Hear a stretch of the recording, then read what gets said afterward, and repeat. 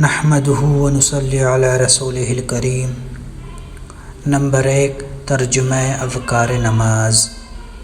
سورہ فاتحہ کی تیسری آیت ہے مالکی یوم الدین۔ مالکی جو مالک ہے، یوم الدین روز جزا کا، جو مالک ہے روز جزا کا یعنی اللہ۔ نمبر 2، نماز کی سنتیں۔ نماز کی 20ویں سنت ہے رکوع میں دونوں ہاتھوں سے گھٹنوں کو پکڑنا۔ نماز کی 21ویں سنت ہے رکوع میں گھٹنوں کو پکڑنے میں انگلیوں کو کشادہ رکھنا یعنی پھیلا کر رکھنا۔ نماز کی 22ویں سنت ہے رکوع میں پنڈلیوں کو سیدھا رکھنا یعنی گھٹنے کے نیچے والا جو حصہ ہے پیروں کا اس کو سیدھا رکھنا، ترچھا نہ کرنا۔ نمبر 3، بڑے بڑے گناہ جو بغیر توبہ کے معاف نہیں ہوتے۔ ایک گناہ یہ ہے بھوکوں اور محتاجوں کی حیثیت کے مطابق مدد نہ کرنا، اور ایک بڑا گناہ ہے کسی دنیاوی رنج کی وجہ سے اپنے مسلمان بھائی سے 3 دن سے زیادہ بولنا چھوڑ دینا، اور ایک کبیرہ گناہ ہے کسی جاندار کی تصویر بنانا۔ نمبر 4، گناہ کے نقصانات جو دنیا میں پیش آتے ہیں۔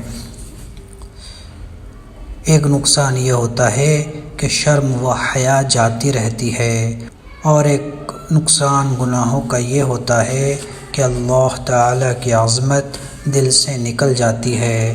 جب اس کے دل میں اللہ کی عظمت نہیں رہتی تو اللہ کی نظر میں اس کی عزت نہیں رہتی، پھر یہ شخص لوگوں کی نظروں میں ذلیل و خوار ہو جاتا ہے۔ اور ایک نقصان گناہوں کا یہ ہوتا ہے کہ نعمتیں چھن جاتی ہے، بلاؤ اور مصیبتوں کا ہجوم ہوتا ہے۔ بعض گناہ گار جو بڑے عیش میں نظر آتے ہیں تو یہ اللہ کی طرف سے ڈھیل ہے، اور ایسا شخص اور بھی زیادہ خطرے میں ہے، کیونکہ جب یہ پکڑ میں آئیں گے تو دنیا یا آخرت میں اکٹھی سزا ہوگی۔ نمبر 5، اطاعت کے فائدے جو دنیا میں ملتے ہیں۔ 1، سورہ یاسین پڑھنے سے تمام کام بن جاتے ہیں۔ رسول اللہ صلی اللہ علیہ وسلم کا ارشاد ہے کہ جو شخص شروع دن میں سورہ یاسین پڑھے اس کی تمام حاجتیں پوری کی جائے گی۔ نمبر 2، سورہ واقعہ پڑھنے سے فاقہ نہیں ہوتا۔ حضور صلی اللہ علیہ وسلم کا ارشاد ہے کہ جو شخص ہر رات میں سورہ واقعہ پڑھا کرے اس کو کبھی فاقہ نہیں پہنچے گا۔ نمبر 3، ایمان کی برکت سے تھوڑے کھانے میں آسودگی ہو جاتی ہے۔